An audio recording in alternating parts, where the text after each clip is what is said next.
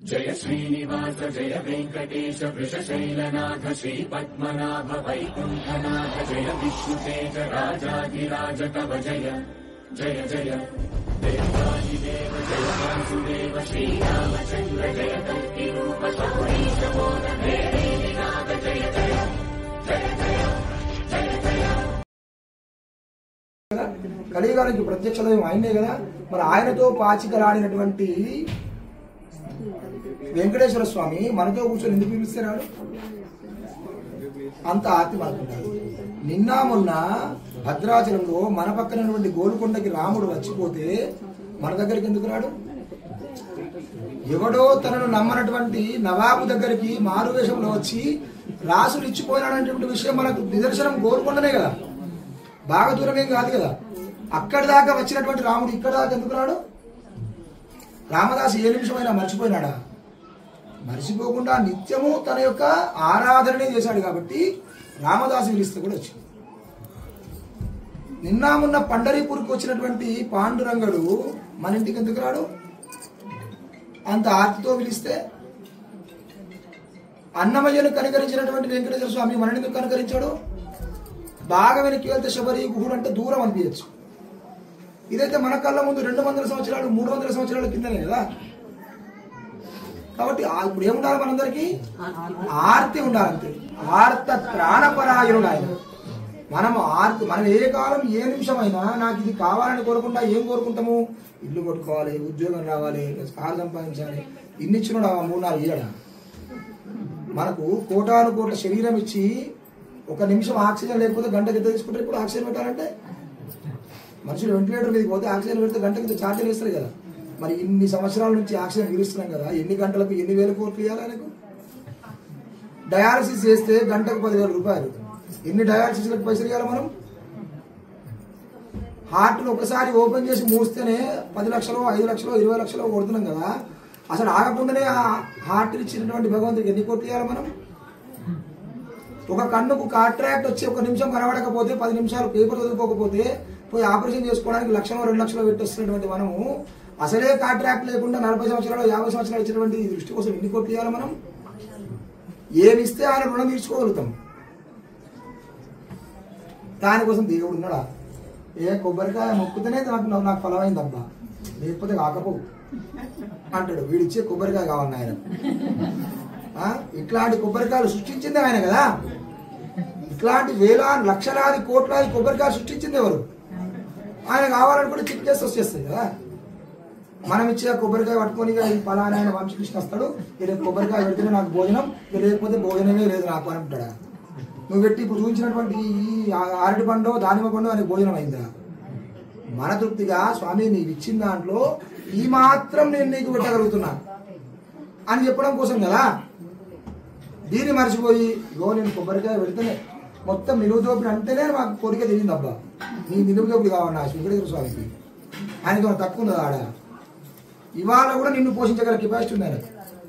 శేషాచలం అడవుల్లో ఆ వనాన్ని ఆయన కూర్చొని అమ్ముకోవాలనుకుంటే బొచ్చడు వనం, బొచ్చడు ఫలాలు. ఆయన తిరగాలనుకుంటే తిరగగలిగినంత స్థలం, భూమండలం అంతా ఆయనదే కదా. అట్లాంటి స్వామికి నేను పోయి నిలువు దోపిడిస్తే నాకు కోరిక నెరవేరింది. నీ కోరికకు నువ్వు మొక్కుకున్నావు, నీవు నిలువు దోపిడి ఇస్తా అన్నావు. ఇస్తా అన్నది గుర్తు చేయడం కోసం ఏదో చిన్న కష్టాన్ని కలిగిస్తే నిలువు దోపిడి చేయకపోతే నాకు అవుతుండే పని అంటాడు. పని మొక్కింది ఎవరు? మనమే కదా. కాబట్టి భగవంతుడిగా ఆర్తితో పిలవండి. ఆర్త త్రాణపరాయణాయ ఆది మధ్యాంతరహితాయ అంటే ఆది లేనటువంటి వాడికి అంతం ఉండదు. మిగతా ధర్మాలు ఇద్దరికి కూడా ఆది ఉంది. వాడు పుట్టడానికి ఒకటి ఉంది కదా. 2000 సంవత్సరాల కంటే ముందు మా దేవుడు లేదంటాడు వాడు. ఒకడికి 1500 సంవత్సరాల కంటే ముందు వాడి దేవుడు లేడు. కానీ ఇప్పుడు నేను లెక్క చెప్పినా కదా, 197 కోట్ల లెక్క ఇప్పటిదే. దానికంటే ముందు కోటాను కోట్ల సంవత్సరాల నుంచి అంటే ఆది లేనటువంటి వాడికి అంతము లేదు.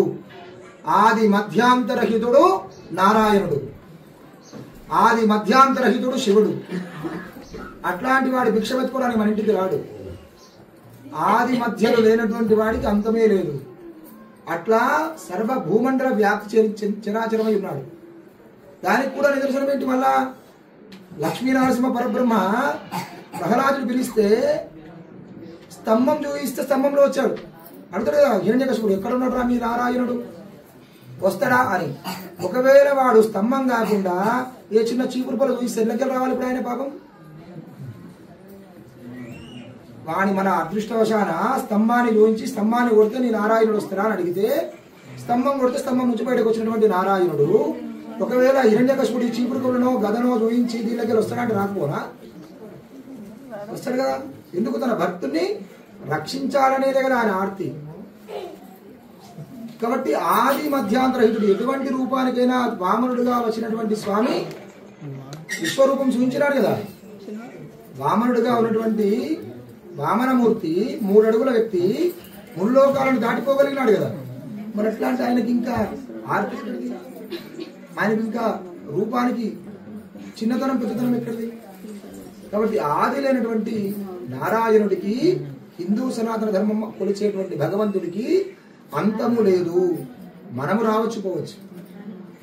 ఆది మధ్యాంతరహితాయ అట్లా పరబ్రహ్మను శర్మని నా ప్రేమ అని చెప్పారు. ఆయనకి పరబ్రహ్మ శర్మ అనేటువంటి ముక్తాతున్నారు.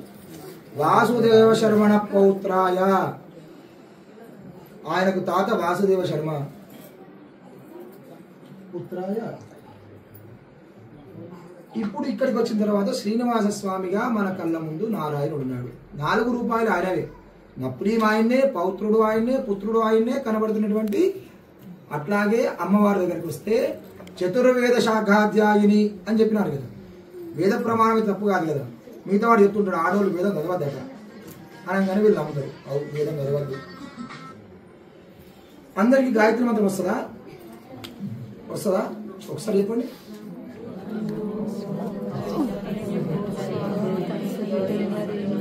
దీనికి ప్రమాణం ఎక్కడి నుంచి?